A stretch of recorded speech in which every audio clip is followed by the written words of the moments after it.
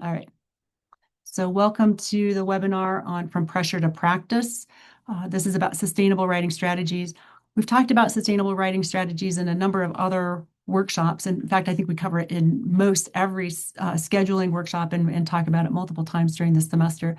This webinar, as I mentioned earlier, comes to us based on some requests from faculty and graduate students to really address and talk about the nature of pressure and writing pressure. So that's how this one is focused. And so we'll bring in some of the strategies that we know are working elsewhere to be able to address specific areas of pressure. This is our time together.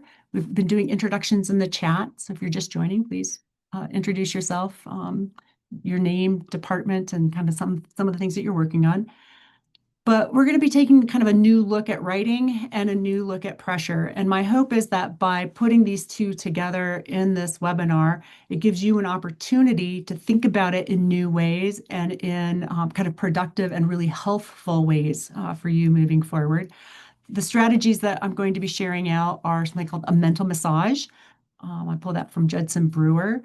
We'll talk about reflection. Rain is a version of what we're talking about, but I've kind of retooled it to talk specifically about pressures, and that's the reflection that we'll do kind of midway through.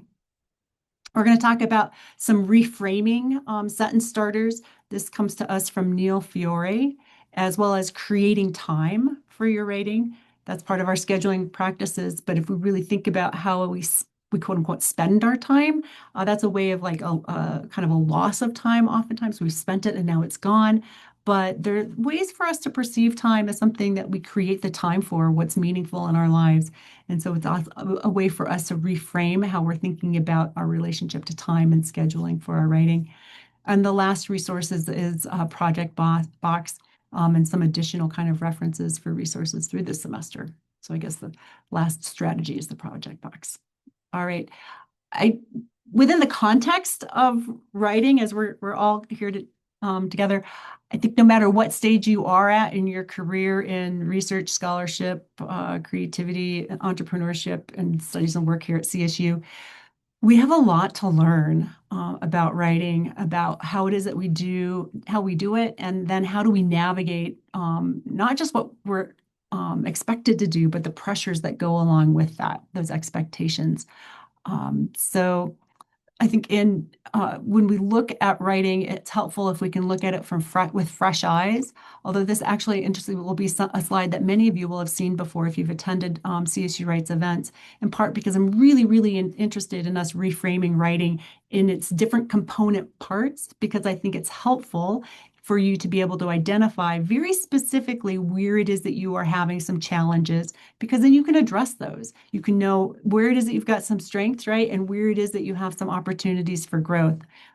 Product, I think many of us are working on what are the products of our field, what types of genres are out there, what am I expected to write in? There's always new genres being developed, by the way. Blogs didn't, for example, always exist. Like the things that you could be writing, the different types of reports, they have a specific structure and format.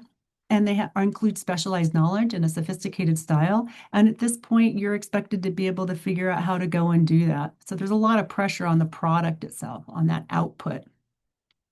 There's also kind of pressures that come to bear, right, on that process, the putting together of the manuscript, how you're going to make the choices, the decisions on what goes where, and how are you going to arrange your data, how are you going to develop your overall story. That process is a craft, right? And there are great crafts writers out there, and then there are some we're still working on the craft, right?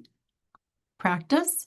This is how we habitually come to the act of writing, or even as part of a team, how we collaborate on that team. It could be that you habitually are doing writing, or it could be that you're habitually not doing writing. So it's helpful for you just to think about it, practice without judgment, but just as that customary habitual way that you are engaging with the process and creating the product of writing. It's also our project overall. For those of you who are in fields where you're like in a lab, a bench scientist, or maybe you're an engineer, or you're out in the field as an ecologist gathering data, it's easy for us to assume that writing does not happen in those moments. For me, literary critic, well, I'm reading, reading, reading. But I would argue that at any point along the way, within those projects, from conception of the research and scholarly project to the output and the publication or the dissertation submitted or the thesis done, that all along the way, writing is built in. And that's helpful for you to know because it takes some of the pressure off of the very last moments of thinking about the product output. Oftentimes we get stuck because we're thinking about our writing project as synonymous with the product. And that product is something that we can't just put together all at once. And so it can create some tension in us if we're mixing up our project with the product itself. It's also who we are in relation to the work that we're doing. We all come from different backgrounds, we come from different experiences, we bring in different interests and skill levels. But then who are you in relation to others as you're working on that project, with your advisors, with your collaborators? And it's also then who you are representing yourself on the page within that writing. So for some of you, that is a voice that you're very comfortable with. You know how to position yourself in relation to other scholars' work, what other researchers have done before. And for some of you, you're like, who am I in relation to this work? And who am I to be writing all of these things? And sometimes that can vary, by the way, your sense of who you are in relation to the work that you're writing can vary from project to project. It can vary from whatever product you're putting together. Maybe you really feel very confident in writing some types of documents within your field, but other types of documents, maybe you're a little less certain and have some more concerns about how it is that you are showing up to that task and to crafting who you are in relation to others, even on the page.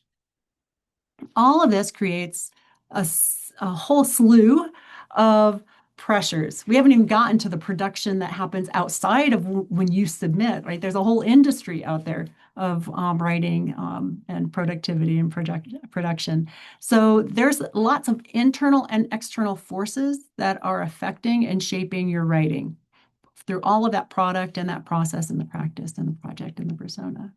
Again, I think that it's helpful if you can kind of sort out where it is that you feel that you have some greater confidence and that you can lead in those areas. And then some places where you know that you're struggling.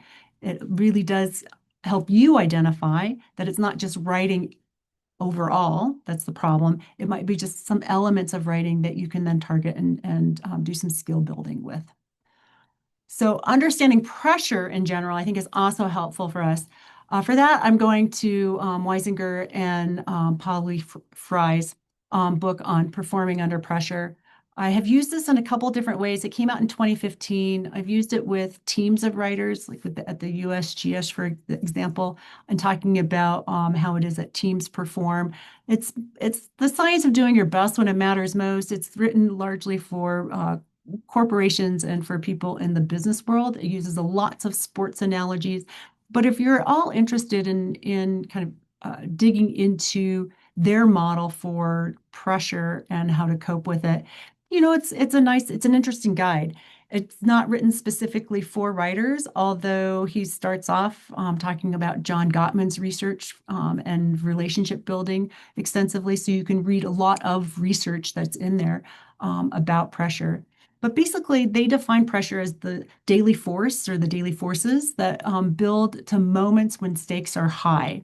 And so and I think we can feel that in a semester, right? As the semester moves towards perhaps midterms, if you're in coursework and there's some pressure there for performance, and then kind of goes down a little bit, and then pressure rises again at finals. So there's this kind of flow of a semester where there's a professor to perform in some moments at a kind of greater rate than at other moments. And so you can think about those daily forces and how they ebb and flow. They're not always consistent. Although I think sometimes if you are in high pressure jobs or positions, that the pressure can be pretty consistent as well. So it depends on kind of where you're working and what you're doing. But I think for us in a semester, there's some ebbs and some flows. They share with us three basic truths about pressure that are worth us thinking about. The basic truths as they, and they've done tons and tons of research with thousands of largely corporate and business folks, but looking at how it is that they perform under pressure. And these are the three truths. One, that pressure disrupts what we care about most, means that we might, in that disruption, make unethical choices. We might backtrack and do things that we would otherwise not do. So if you think about up against the wall, you're not like, I would never do this. And then all of a sudden you're saying, well, okay, well, maybe under pressure. Um, Thinking about AI, I think that's a key place right now where we see performing under pressure. If there's the pressure, we know this from studies with undergraduates in particular, that they are apt to use AI when they feel that their skill level is not up to the task, but also if their grades are at risk and they don't have enough time. So there are places where they will default, even when they've been told not to use AI in their writing. So the pressure kind of can disrupt what we care about most. Um, they also let us know their basic truth is that people do not perform statistically better under pressure. They often perform worse than when they're in non-pressure situations. This is important for us, and we'll talk about that when we think about writing as well. But if you ever have that moment where you're like, I have to wait to the very last minute because I write best under pressure, chances are you actually don't, given stats. And then third, that you can use techniques and strategies to perform at your best under pressure. And this is their kind of takeaway. And they have lots of strategies. Again, they're mostly corporate and business related strategies. Some of them are relevant for writing specific. And if you're interested, check it out. But I do love this kind of like, let's look at what some of the strategies and some of the techniques are. And we'll use some specific to writing, in part because I think that we might be likely to take shortcuts, right, or take unethical options to complete writing tasks when we're under pressure. I think that we may often mistake urgency for better quality of writing and kind of our productivity by creating pressure. We often do that by waiting to the last minute, right? Deadlines are a great way that we can see and identify pressure coming from an external place where we bump up against it and we force ourselves to write to that urgency. I think we're trained as undergraduates to write to urgency consistently as well. And then I think this last thing, we can experiment. We can train to write in meaningful and rewarding ways for sure. My encouragement is to find one or two, or to pick up one of those strategies, two or one or two. You don't have to do every single strategy that we talk about today, but experiment with it, play around, see what works for you. Just as a reminder, and thinking about developing your own AI compass, there's a lot of externals that will guide you on how it is that you should make decisions in using it. It's guidelines from CSU. It'll be guidelines from your funding agency. It'll be professional associations or publishers. So just keeping in mind that when you're sitting down to write, all of those are coming to bear on your writing with any tools, AI tools that you're using. And that you also then, I think, want to make sure that you are in alignment with your own professional goals in using AI, your career-long kind of cognitive development goals, your collaborations, and sustainable use. And I say this in part because I think developing an AI compass and making sure that you're aligned with it and you are clear with how it is that you're using AI actually takes some of the pressure off of, am I defaulting? And, if you're defaulting and then you're feeling awkward or ashamed or like you've done something like you shouldn't have, that's an opportunity for you to have a conversation with your faculty advisor first and foremost, or your collaborators, just to make sure that everybody's on the same page. If you haven't already kind of checked in with them, but also making sure that you're not cutting corners that you don't want to. And I think that pressure is one of those places where we can kind of see, again, people might start to cut some corners. And so just make sure that you're in alignment with all of these different internal kind of guidelines as well as external guidelines. You're using AI. We know that there are some shared challenges from the research that we've done on faculty and graduate student writers who co-author together, that both faculty and graduate students struggle and with maintaining a consistent pace and prioritizing writing in their schedules, which again, that kind of bumping up to deadline means that there's always a kind of consistent pressure on that, on whether you're going to be able to meet some sort of deadline. The pressure of being able to write at a high quality, again, that product and the sophisticated style, identifying sentence level errors, perhaps, and then thinking of research writing as a craft and how do you put it all together and that process, again, that craft of writing. These are all things that we work on and we build out. No one is born knowing how to write an article for publication, a manuscript, or a proposal for funding. So these are things that we work on over time. But oftentimes, I think we do feel time limited, and that's one of the kind of greatest places that we know that folks find that they are experiencing pressure. Many of you may be aware of or have heard of Mihai Csikszentmihalyi's model of flow. I'm going to talk about it in terms of like it's when you have a high ability to meet a challenge, and then you have the kind of the challenge itself is high enough for you to feel satisfied.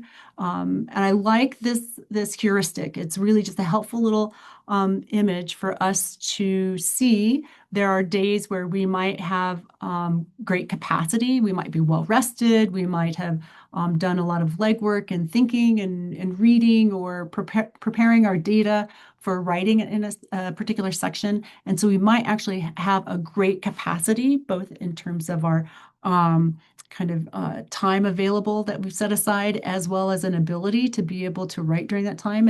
And if you're in that space, the chances are you're going to experience what Goleman and Chernas talk about more as like a flow state for them. They're looking for optimal performance. And that's where you're kind of focused and happy. There's less pressure there because you're in an emotional and mental state that allows for you to work at your best. Oftentimes, however, as Jolie Jensen points out in her book, right, no matter what, she's like, more often than not, we have infrequent, like low time, kind of high stress, and not very rewarding encounters with projects that because we're under such pressure to get them out and done. Notice that if you have kind of a low capacity for being able to do the work, either your ability is low or the challenge itself is not very, you're not very challenged. You can hit states of apathy, boredom, you don't really care about it. But notice on the left-hand side of this diagram that you have it's the challenges become higher and your ability is less, then that's a place of anxiety or stress. And it may not be that you are not a great writer. It could be you are a wonderful writer. You're a fabulous writer. It could be that you know your subject matter really, really well. But if you are time constrained, your time constraint is such that you know that you cannot do the job that you are expected to do, that also can create that's a place of high challenge and create anxiety.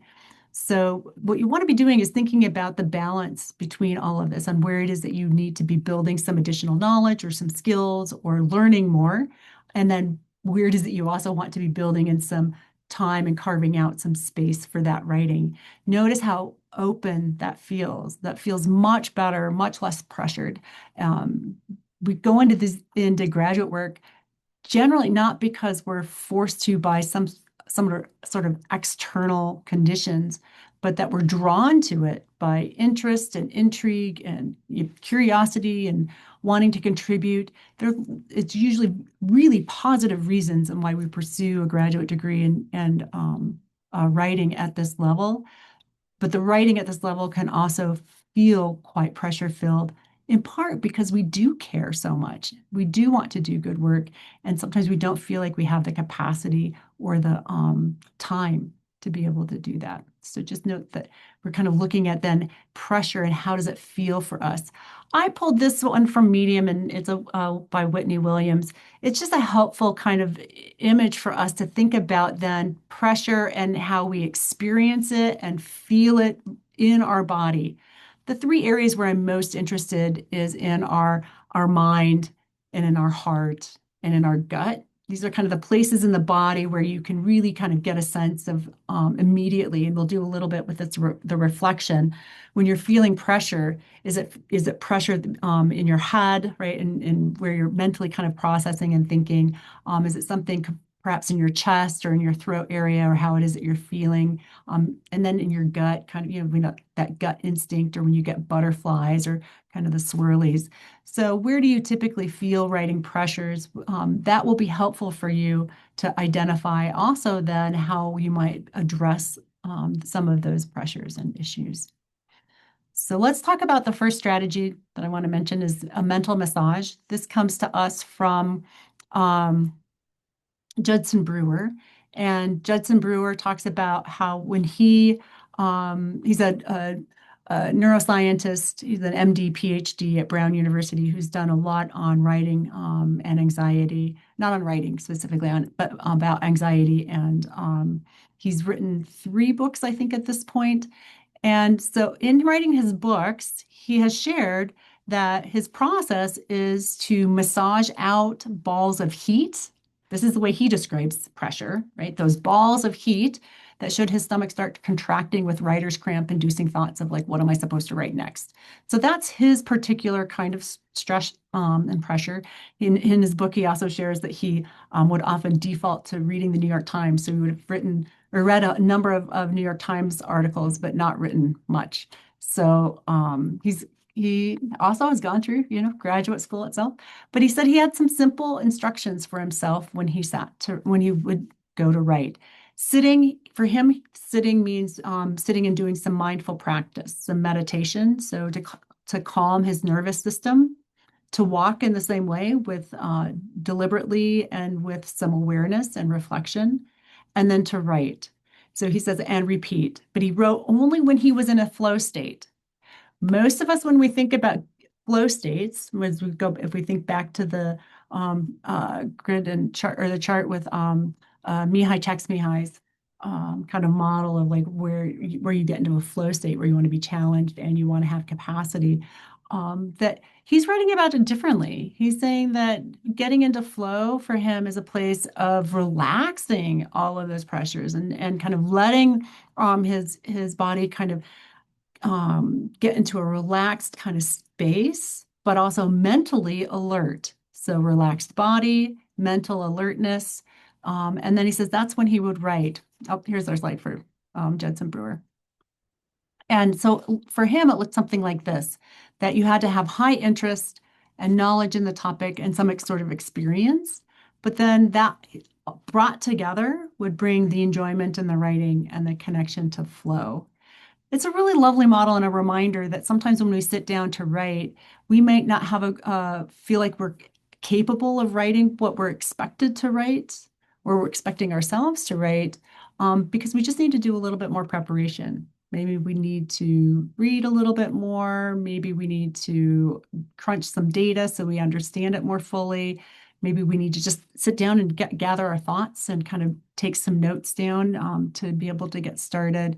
So it's oftentimes the writing pressures that we feel. If we are short on time, we might just want to get started and crank it out. And yet it might be helpful for us to step back and kind of go, okay, let's get back into the space and sit, be mindful, walk, and then write. We're going to move to the second strategy, and this one I mentioned earlier, because this one we're going to pause for a few minutes, up to 5 minutes, and I want us to do some reflection. And so doesn't require you to have any handouts or anything. We're going to kind of do a quick little grid. So if you, while I'm talking about Stephen Covey's circles of influence that talk about positionality, just grab a piece of paper, grab a pen. You could probably do it on a keyboard too, but it's probably best if you have something to write on, because you're going to be making a list and you're going to have 4 columns. So, and we're going to use within this list, some work from Stephen Covey. He was kind of a productivity and great influencer, also in business world, but he had this capacity for thinking about how it is that you could be productive and working on what's important rather than working to what's urgent, which is helpful as well. But Covey's circles of control and influence and concern came up in a conversation. Actually, I meet with Julie Jensen regularly, and she's going to come as a guest speaker, by the way. She's lovely. Uh, but she had mentioned that oftentimes some of the pressure that we experience socially comes is that in the space of a circle of concern, not within our control. And I think if you are amped up about current affairs or things that are within the national politics or state politics or something that you do not have immediate control over, it's tricky for our nervous system to not feel pressured in those moments. But as Julie is pointing out, it's really helpful for us to be able to locate where that pressure is and how much we actually have influence or control over. So according to Covey's circles, it's like, don't waste your energy on what you can't control and shift your mindset to what you can. Um, I also think that we want to make sure that we're not using a sphere of influence or a circle of control to contain too tightly. These are uh, porous for sure. So, for example, I had a supervisor who shall go unnamed at some point who said, you probably should figure out what your circle of influence is, or she called it sphere of influence, and basically it was a way for telling me that I was not staying in my place. Ultimately, it wound up being a position that I left and other things, but it was a good sign for me to know that there was someone was trying to keep me contained and external within a certain space. So for me, I knew that my circle of influence was greater. I also knew that my circle of control was greater than that position would have allowed for me. So you can kind of think about it that way.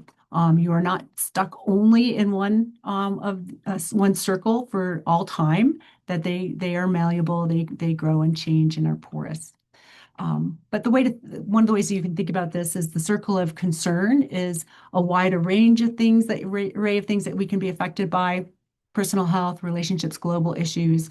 And if we are too focused on those circles of concern, that they can lead to feelings of stress and anxiety if we dwell on them and assume that we might be able to help or take care of them if we can't. Because then we just feel, again, thinking about just even the grid for flow, right? What's our ability to take action, and then what are our skills and what can we do about it? The circle of influence lies within that circle of concern, and it comprises the acts that we can directly impact through our actions and choices. You can focus your energy there to create positive change, right, and exert control over certain aspects of your life. And then that circle of control, that's really where you have the kind of most well, control, right? That's the area where you have direct power to make decisions, to take action, to lead with a sense of empowerment and efficacy. Um, we're going to use this in a very specific way in listing out our pressures, and we want to be able to identify. So just we'll return to the circle of control, the circle of influence, and the circle of concern in a moment. But I think that when we're talking about our writing in particular, that the circle of influence is related specifically to our product and our project that will go out into the world, right? And affect positive change. It'll make a contribution to the field of study. And then we have our practices and the processes, the craft and our habitual ways of doing things that we're coming together, and that's within our control. So I think that we could take those, our P's of writing and see where it is that we have influence and where it is that we have control. So this is our reflection. So we're going to do this I'm going to set a timer in a moment, and we'll do this for about 5 minutes. But what I want you to do is draw 3 lines on your paper. And in column 1, this is where you're going to list pressures. These are the pressures that you currently experience as a writer. In column 2, you're going to identify that response. Where is it you're experiencing this, right? Where do you feel the pressure in your body?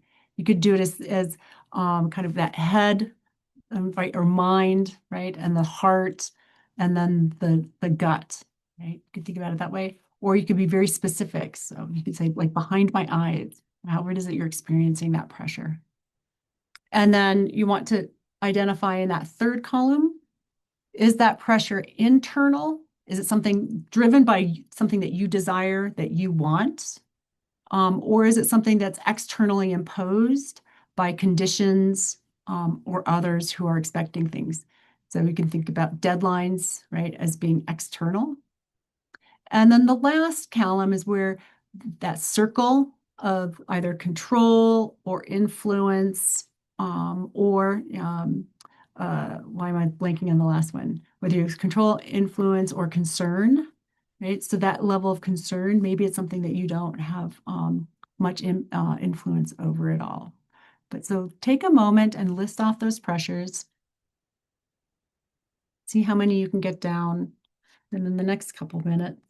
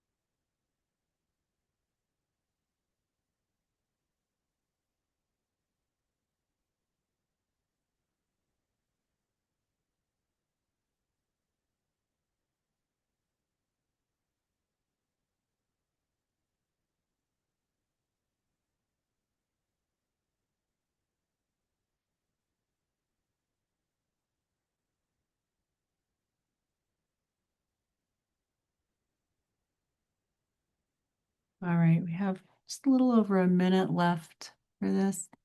Depending on where you are in your reflection process, you might have many more to continue with, which I encourage you to do after the webinar. It's really helpful for you to be able to identify and just acknowledge the pressures that you experience. I don't know how often we do that. Um,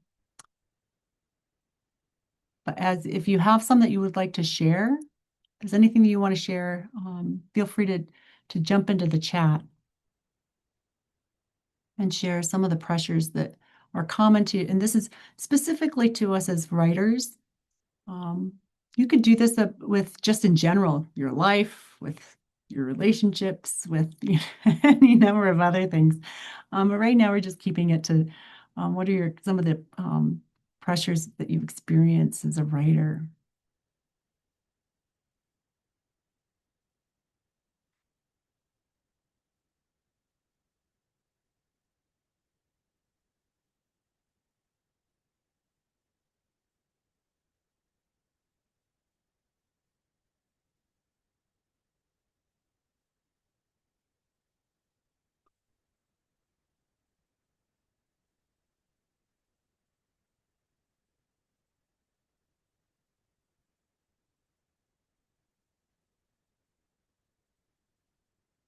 All right. Oh, thank you. Yes.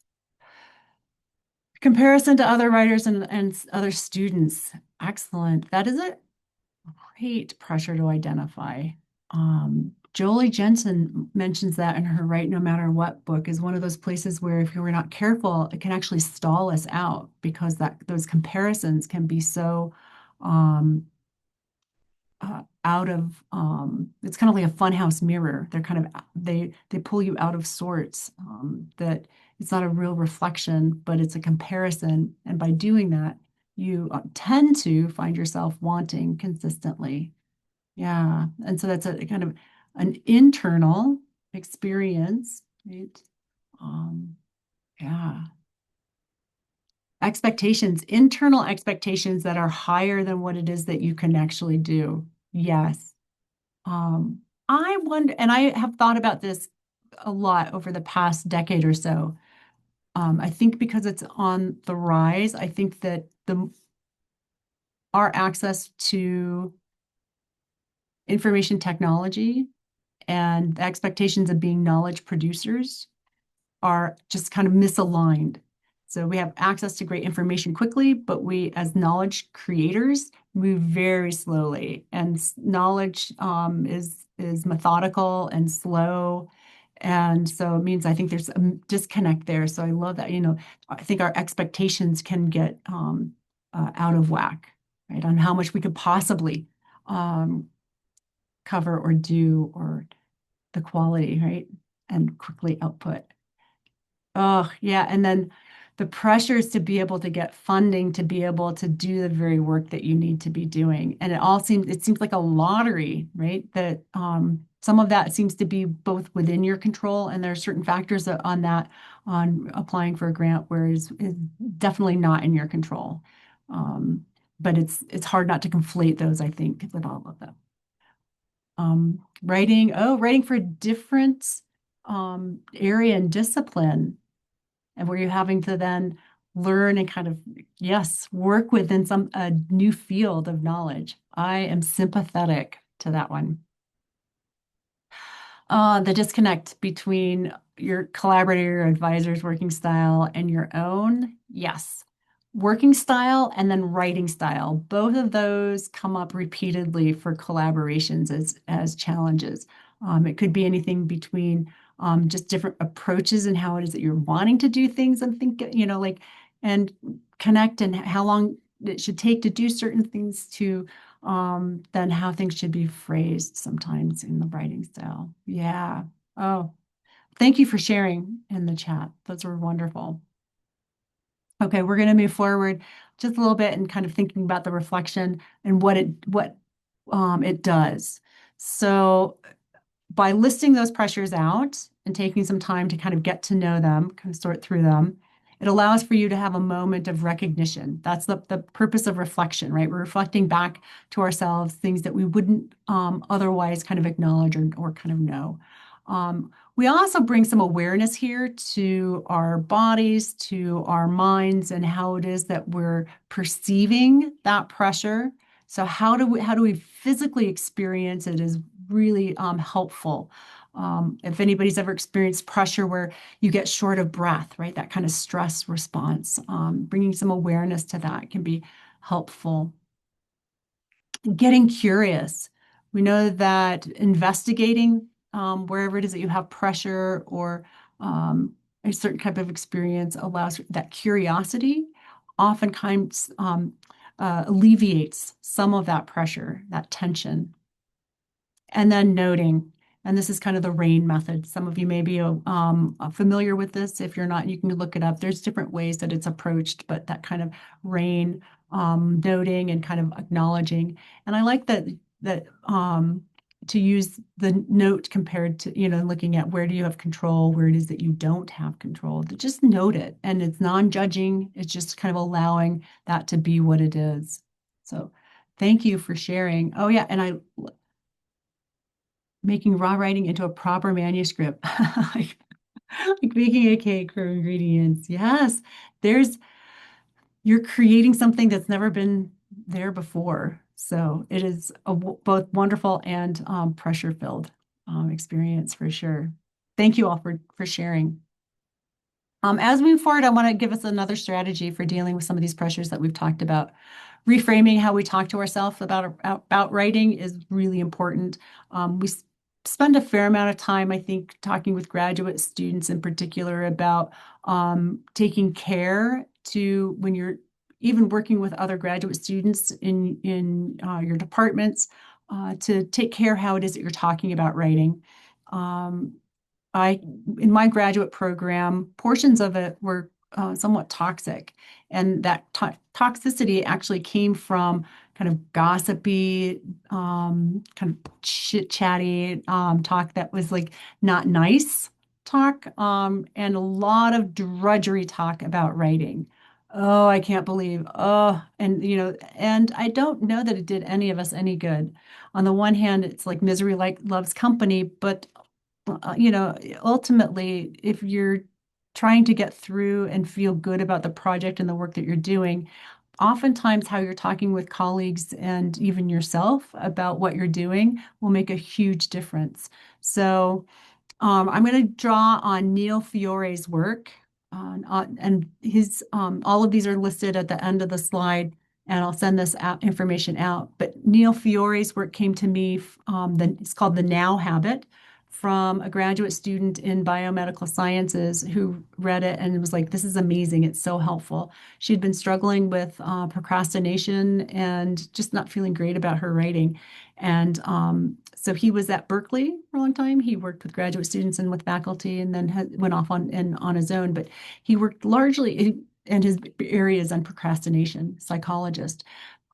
Um, but in his book, he says that you can see where it is that people who procrastinate or put things off, and we would also think maybe here in feeling the pressure of this language as well, internally, would say things to themselves with their inner voices as like, I have to, or I should, or I need to, I must finish, right? The project is big and important, or it must be perfect. I must be perfect. I don't have time to, or I don't have time to play.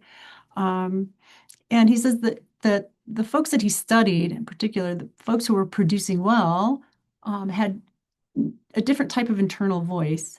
It was less a kind of sledgehammer and that trying to get them to I have to or I must, but to I choose to rather than I have to. I choose to. When can I start this? This is exciting. Leading with the excitement for the project, or I can take one small step towards this. Can't do it all, can't do everything right now, but this is the one thing that I can do.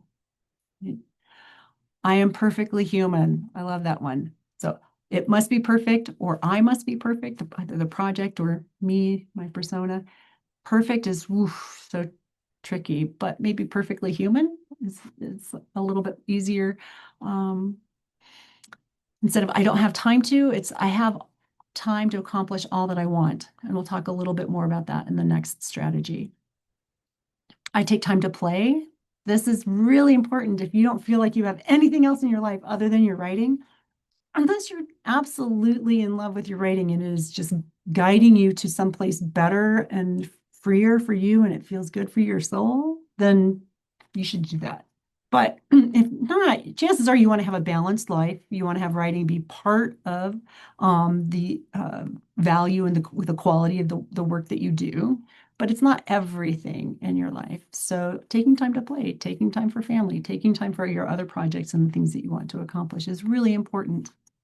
And I choose to because two more strategies. They're super quick though. The next strategy, that creating time to play and time to write.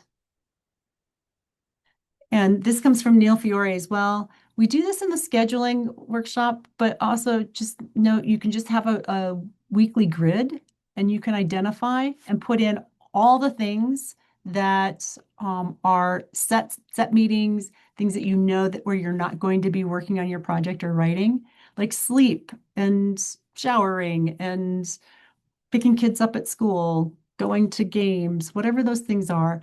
And then you just see what's left. Neil Fiore talks about as unscheduling your week. We've just talked about it in CSU Writes Forever as prioritizing writing in your schedule.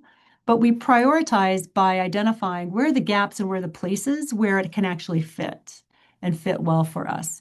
And then you know that you're building it in rather than, and you're creating that time for it as you're creating time for all of the other things that you want to be doing in your life.